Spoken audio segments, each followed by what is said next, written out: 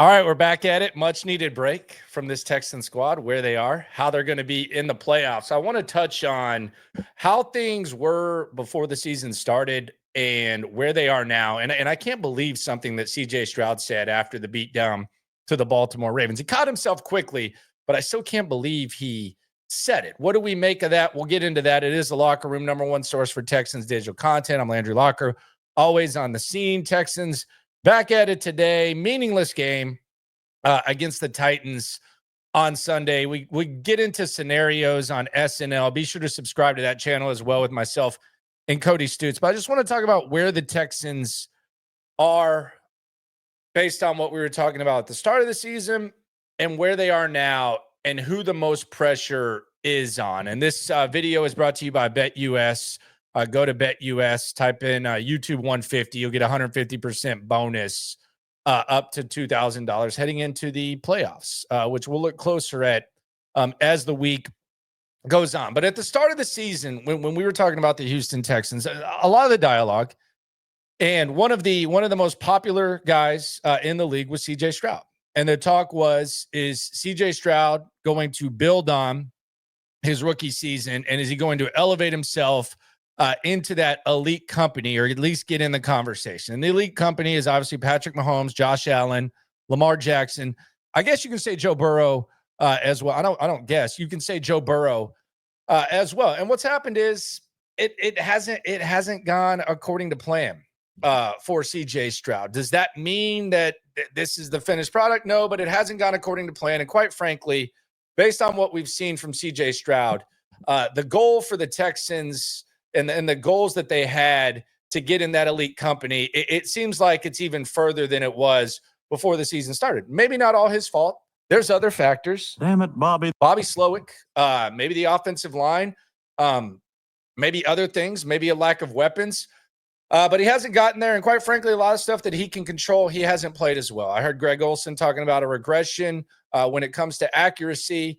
So CJ Stroud this year, we're not going to conclude this season, I don't think, unless there's like some miraculous run. And the Texans could still make a run, but some sort of miraculous run. We're not going to be talking about CJ Stroud next year before the season as an elite quarterback. So that did not happen. The good news is, though, that sports are fluid. What's true today is not true tomorrow. That's the beauty of it. That's why we love it. Shout out to one of my mentors, Jean-Jacques Taylor, who mentioned that. What's true today may not be true tomorrow. But what we know in the moment is CJ Stroud, not an elite quarterback, and it seems like it's a long ways to go. And quite frankly, the Texans, when it comes to being in the same company as Kansas City, Baltimore, Buffalo, they're a long, long, long ways away. And that's the company you wanted to be in at the start of the season. You're way, way, way, way far away from that. And quite frankly, the only way that you get into that company on a consistent level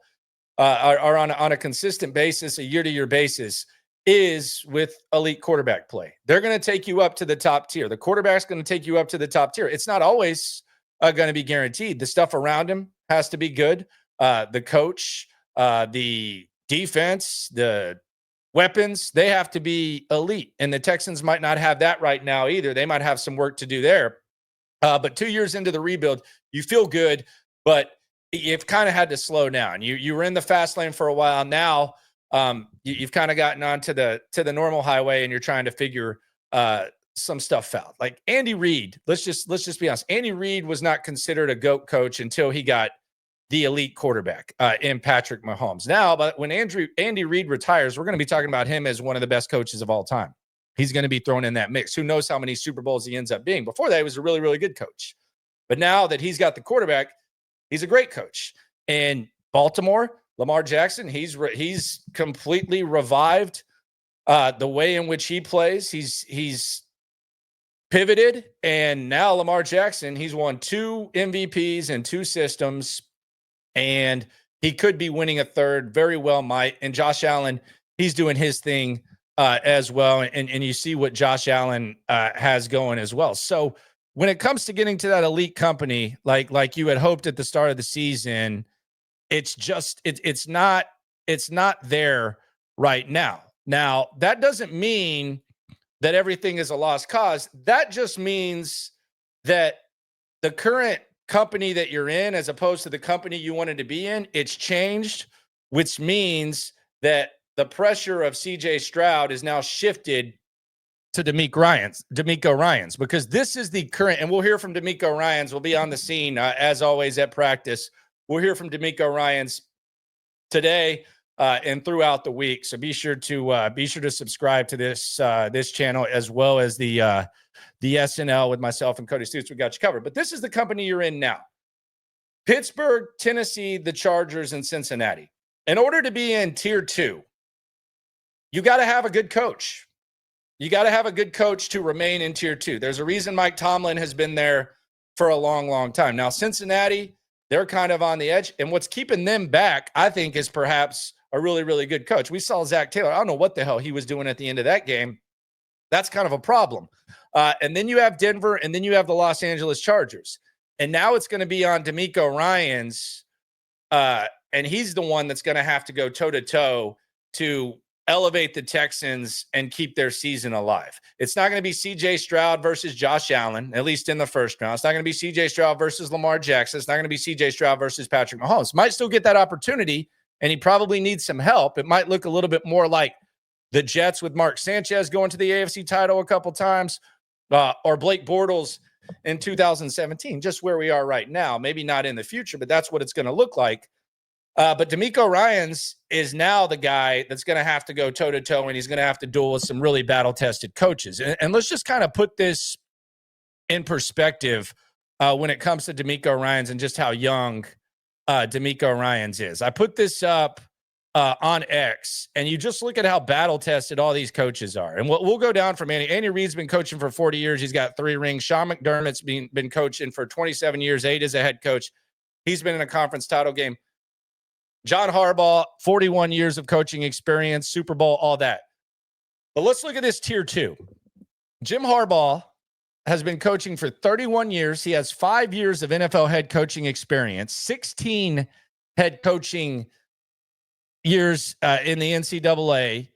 He's coached in 8 playoff games, and in 5 years, 4+, he's been to 3 conference championship games. He has coached at the highest level in the most intense games, maybe as much as anyone when you take the whole body of work.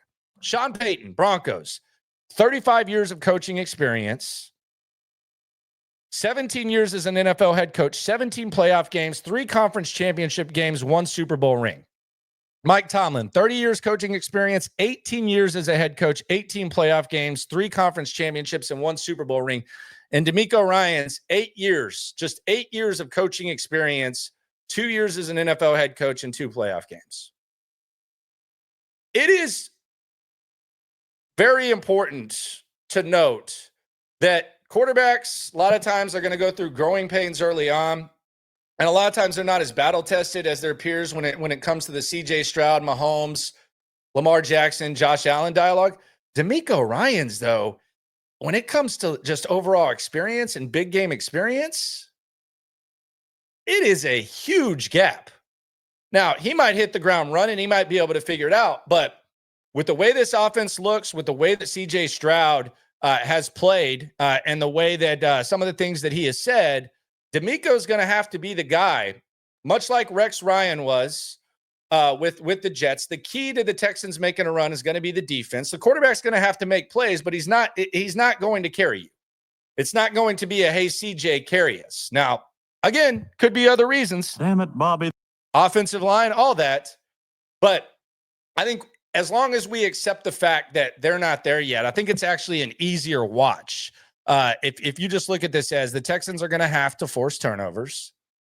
The Texans are going to have to capitalize on those forced turnovers. They're going to have to make the quarterback look bad. And CJ Stroud's going to have to take advantage of the opportunities that he gets. We saw it a couple weeks ago against the Dolphins.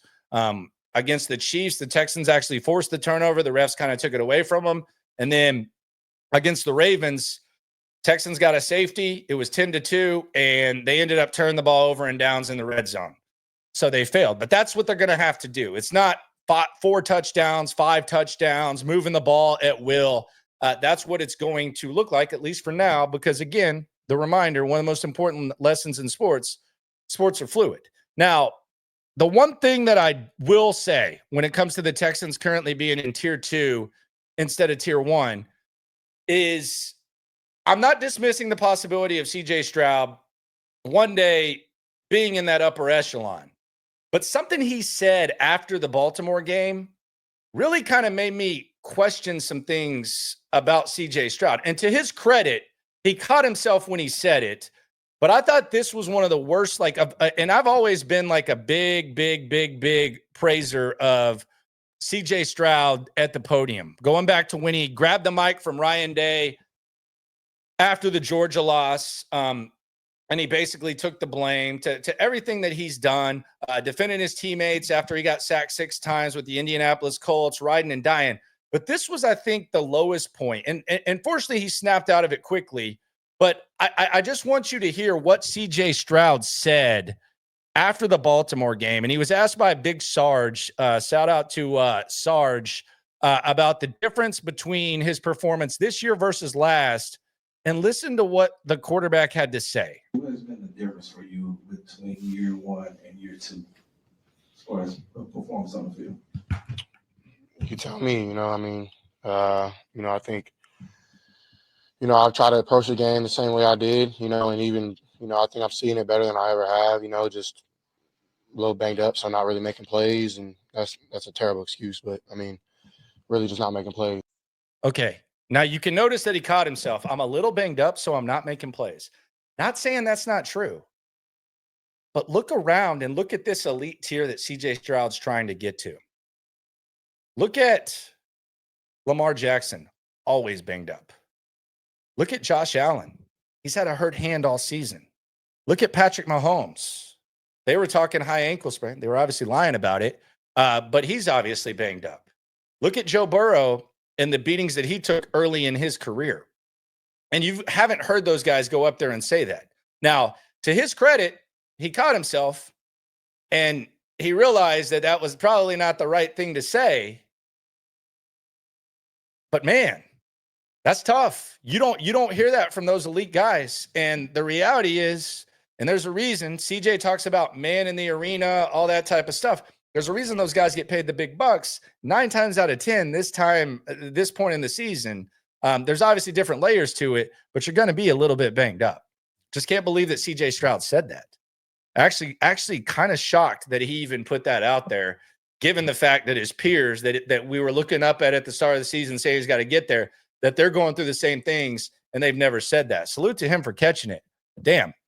That was a really rough look, but things have changed when it comes to the Texans. Be sure to subscribe, like, right along. It is the Locker Room, #1 source for Texans digital content. Also, SNL, Texans Talk on iTunes, Spotify, all that. But damn, CJ, that was rough. Luckily, he caught it. We'll see what the Texans can do. Again, train your eyes. It's going to look more, if it happens, if they're able to win a couple of playoff games, it's going to look like the Jets with Rex Ryan. It's going to look like Blake Bortles with the Jags. Not realistic to expect this to be carried by elite quarterback play. The strength of this team is the defense. The pressure falls on DeMeco Ryans. But the beauty of it, especially in the NFL, it's week to week. Sports are fluid. What's true today might not be true tomorrow. Appreciate y'all for coming through. What do you think? Do you trust DeMeco? What do you make of what CJ had to say? Do you think CJ gets in that elite company right along? We'll hear from DeMeco Ryans. Texans got the Titans. We'll get the playoff scenarios laid out as well. And always remember, when it comes to this Texan stuff, we're all in it together. Thanks for coming through. Yeah. It's the Locker Room.